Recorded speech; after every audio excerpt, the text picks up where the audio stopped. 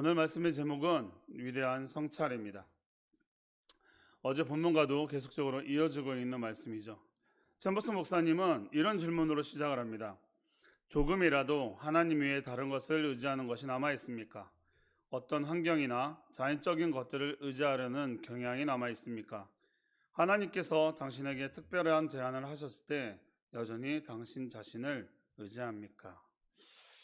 사랑하는 성도 여러분, 챔버스 목사님은 이 세 가지 질문을 던지시면서 우리에게 자신을 성찰하라 말하고 있습니다. 여러분, 성찰의 뜻은 자신을 되돌아보고 깊이 생각하는 것, 이것을 성찰이라고 말하고 있습니다. 우리는 그것을 오늘 말씀을 통해서 그것을 점검해 보라는 것이죠. 여러분은 하나님을 신뢰하십니까? 하나님 외에 다른 것들을 의지하고 있지는 않습니까? 질문을 한번 바꿔볼까요? 여러분들은 하나님 한 분이면 충분하십니까? 사랑하는 성도 여러분, 하나님을 의지한다는 것은 우리가 하나님이 누구신지를 알아야 한다는 겁니다. 알아야 그것을 하나님을 의지할 수 있기 때문이죠. 그러면 우리는 어떻게 하나님을 알 수 있을까요? 성경 지식이 많다고, 교회를 오래 다녔다고 하나님을 알 수 있을까요? 그렇지 않습니다. 성경은 하나님을 아는 것은 단순히 지식으로 말하지 않습니다. 바로 관계로 말하고 있다는 것이죠. 요한복음 17장 3절 말씀을 보게 되면 영생은 곧 유일하신 참 하나님과 그가 보내신 자 예수 그리스도를 아는 것입니다 라고 말하고 있습니다. 여기서 안다는 것은 머리로 이해되는 것을 말하는 것이 아닙니다. 인격적으로 만나고 관계를 맺고 그분과 동행하는 것을 말하고 있습니다. 그러면 우리는 일상에서 어떻게 하나님을 알 수 있을까요? 첫 번째는 말씀을 통해 하나님을 알아갑니다. 여러분, 하나님은 우리가 상상한다고 해서 또한 교회를 오래 다녔다고 해서 하나님을 알 수 있는 것이 아닙니다. 하나님은 그래서 우리에게 말씀을 주셨습니다. 그 말씀을 통해 하나님이 누구신지를 알게 하신다는 것이죠. 우리는 그 말씀을 통해 하나님을 알게 되고 하나님의 뜻을 알게 되고 하나님의 계획을 알게 됩니다. 그래서 하나님을 의지하는 사람은 말씀 앞에 먼저 나아갑니다. 그때 그 말씀을 통해 하나님을 알 수 있기 때문이죠. 두 번째는 순종을 통해 하나님을 알아갑니다.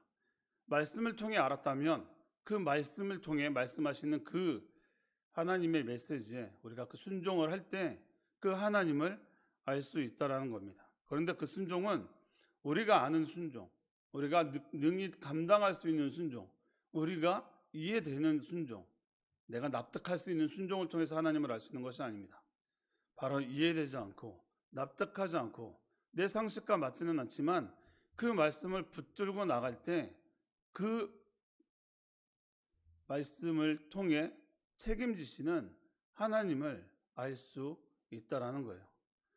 여러분, 하나님한테 맡겨보지 않고 그 맡김을 통해서 그 책임지시는 하나님을 알지 못한다면 우리는 계속 겉도는 하나님만 알 수 있는 겁니다. 그래서 우리가 그 말씀에 붙들고 순종할 때 하나님을 알아간다는 거예요. 세 번째는 삶의 모든 상황 속에서 하나님을 알아갑니다. 기쁨을 통해서 하나님을 알 수 있고요. 고난을 통해서 하나님을 알 수 있습니다.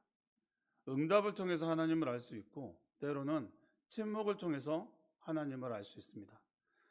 하나님이 사랑하셨던 다윗은 응답만을 받고 하나님을 알지 않았습니다. 다윗은 자신이 성전을 건축하겠다고 하나님께 기도했지만 하나님은 아니다라고 거절하셨죠. 그때 다윗은 무엇을 하였습니까? 불평하지 않았습니다. 사무엘하 말씀을 보게 되면 그 후에 사무엘하 7장 18절에 이렇게 말하고 있습니다. 그 후에 다윗 왕은 장막으로 들어가서 여호와 앞에 앉았습니다. 다윗은 하나님이 자신이 성전을 짓겠다고 말했을 때 그 거절감을 가지고 그 거절감에 사로잡히지 않고 그 하나님의 마음을 가지고 성전 안에 가서 여호와 앞에 앉았습니다. 그리고 하나님과의 그 계획을 바라보게 되며 자신의 계획이 아닌 하나님의 언약을 붙들었다는 것이죠. 이것이 하나님을 아는 사람의 모습입니다. 사도 바울도 마찬가지죠. 자신의 그 육체의 가시가 없어지기를 그렇게 많이 기도했지만 하나님은 그 기도 응답하지 않으셨습니다. 그때 그 과정을 통해 내 은혜가 내게 족하다라고 말씀하시는 하나님을 알게 되었다는 겁니다. 마지막으로 성령을 통해 말씀하십니다. 예수님은 십자가에서 돌아가신 후 부활하셔서 우리에게 성령을 보내셨습니다. 그 성령은 우리 안에 내주하셔서 말씀하십니다. 하나님의 말씀을 깨닫게 하시고 하나님의 계획을 말씀하십니다.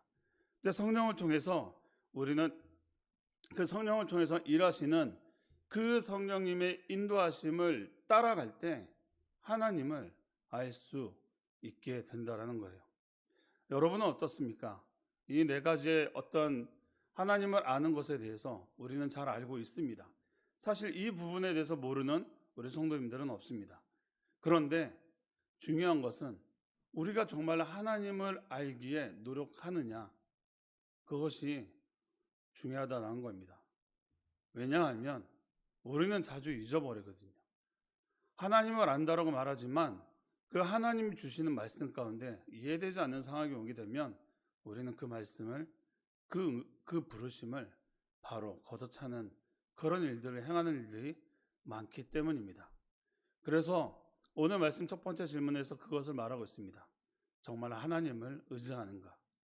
하나님을 의지할 때 정말 다른 것 외에 어떤 우선순위보다 하나님을 의지하는가? 라고 질문을 던지고 있는 겁니다. 사랑하는 성도 여러분, 오늘 본문 말씀의 여호수아는 너희가 여호와를 능히 섬기지 못하리라 말씀합니다. 여러분, 여호수아는 왜 백성들에게 여호와를 능히 섬기지 못한다고 말했을까요? 이스라엘 백성들이 하나님을 몰라서일까요? 아닙니다. 이스라엘 백성들은 어느 누구보다도 하나님을 더 많이 알고 있었죠. 그 과정 가운데 함께했던 그 세대들, 가나안 땅을 점령한 그 가운데 하나님이 일하심을 분명히 알고 있었기 때문이죠. 그런데 왜 여호수아는 그렇게 얘기했을까요? 여호수아는 이스라엘 백성들의 죄성과 약함을 알았기 때문입니다. 이스라엘 백성에게 하나님은 가나안 땅의 모든 지역을 점령하되 어떤 것도 남겨두지 말고 다 쫓아내라 말하였습니다. 명령하셨죠. 그런데 이스라엘 지파들은 그들의 점령한 곳에 그 거주민을 남겨두었습니다. 여호수아서 15장 16장 말씀을 보면 이렇게 나와 있습니다. 15장 63절, 여부스 족속을 유다 자손이 쫓아내지 못하였으므로 여부스 족속이 오늘까지 유다 자손과 함께 예루살렘에 거주하니라. 16장 10절, 그들이 게살에 거주하는 가나안 족속을 쫓아내지 아니하였으므로 가나안 족속이 오늘까지 에브라임 가운데 거주하며 노역하는 종이 되었더라. 이들은 다 쫓아내려는 하나님의 명령을 어기고 그들과 함께 거주하기 시작했습니다. 그래서 여호수아는 더 다짐을 받아야 했습니다. 이때 백성들은 뭐란 말합니까? 아니니다. 우리가 여호와를 섬기겠습니다. 결단코 그런 일은 없을 겁니다. 라고 말합니다. 그러나 여호수아가 끝나고 이어지는 성경이 무엇입니까? 바로 이스라엘의 영적 암흑기 사사기 말씀이 시작이 됩니다. 여러분, 사사기 1장을 보면 공통적으로 반복되어 나오는 말이 있는데 그 말씀이 뭐냐면 이스라엘 지파별로 나오는 그 점령 가운데 말하는 것이 있습니다. 그들을 가나안 족속에서 쫓아내지 아니하니라. 그 이후에 사사기 2장 10절에는 이렇게 말하고 있습니다. 그 세대의 사람도 다 조상들에게 돌아갔고 그 후에 일어난 다른 세대는 여호와를 알지 못하며 여호와께서 이스라엘 위하여 행하신 일도 알지 못하였더라. 이스라엘 자손이 여호와의 목전에 악을 행하여 바알을 섬기며. 사랑하는 성도 여러분, 이 정도는 괜찮겠지라고 했던 그 불순종의 씨앗이 이스라엘 백성의 영적 세계를 다 잡아먹고 말았습니다. 또한 내가 허용한 그 불순종한 씨앗이 마찬가지로 우리에게 남아있는 그 불순종의 씨앗을 계속적으로 남겨두면 그 불순종의 씨앗은 우리의 영적 세계를 갉아 먹는다라는 겁니다. 여러분, 여호수아의 너희가 여호와를 능히 섬기지 못하라는 이 말씀은 우리를 포기시키는 말씀이 아닙니다. 자기를 의지하는 삶을 포기하고 하나님을 의지하는 삶으로 나아오라는 말씀입니다. 다시 말해 하나님께서 찾으시는 사람은 내가 하겠습니다 라고 말하는 사람이 아니라 주님 저는 할 수 없습니다. 주님 인도하여 주옵소서 라고 고백하는 그 사람을 찾고 계신다는 겁니다. 전보성 목사님은 묵상에서 이렇게 또 말하고 있습니다. 당신은 이렇게 말할지 모릅니다. 하나님께서 저를 이곳까지 부르실 리가 없습니다. 저는 너무나 자격이 되지 않습니다. 하나님이 저에게 이런 제안을 하실 리가 없습니다. 당신의 말이 맞습니다. 우리는 자격이 되지 않습니다.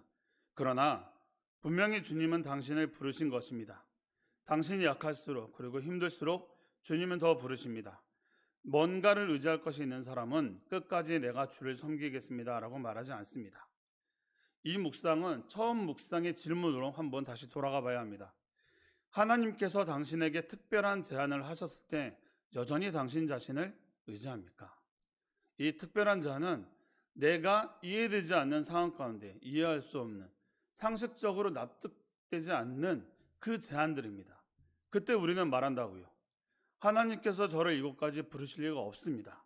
저는 너무나 자격이 되지 않습니다. 여러분 이 대답은 얼핏 보면 어떤 겸손으로 보이지만 이 말 속에는 굉장한 영적 교만이 들어있다는 겁니다. 하나님이 하시겠다는데 자신은 못한다고 계속해서 얘기하고 있는 것이죠. 그러나 분명히 주님은 당신을 부르신 것입니다 라고 말씀하십니다. 그럼에도 불구하고 우리 공동체를 이곳 세움누리교회 부르신 것은 하나님의 계획 가운데 그 일을 행하고 있다라는 겁니다. 주님의 인도하심이 있다라는 겁니다. 여러분 그것을 믿으십니까? 여러분이 우리 세움누리교회로 온 것, 그리고 여러분들이 세움누리교회에서 지금 감당하고 있는 그 모든 것들은 하나님의 부르심에 인한 훈련의 어떤 우리의 과정을 또 말씀하고 있는 것이죠. 우리가 그것을 어떻게 붙잡고 나가는 것은 또 우리의 의지에 달려 있다는 겁니다. 묵상 마지막에 이렇게 말하고 있습니다. 우리는 말합니다. 만일 내가 정말로 믿을 수만 있다면 문제는 내가 정말로 믿으려고 의지하느냐 하는 것입니다. 예수님께서 불신앙의 죄가 얼마나 큰 것인지 강조하신 것은 아주 마땅합니다. 만일 우리가 하나님께서 말씀하신 것을 진정으로 믿었다면 우리가 얼마나 달라져 있겠습니까? 저는 이 문장을 굉장히 묵상을 할 때 많은 것이 와닿았습니다. 우리가 하나님께서 말씀하신 것을 진정으로 믿었다면 우리가 얼마나 달라져 있을까요? 여러분들에게 하나님이 주신 메시지, 그 과거에 하나님께서 말씀하신 것을 계속적으로 붙들었다면 우리의 삶은 얼마나 많이 바뀌어 있을까요? 저에게는 참 이 질문이 계속적으로 주어졌습니다. 그러면서 이걸 어떻게 말씀을 드려야 될까?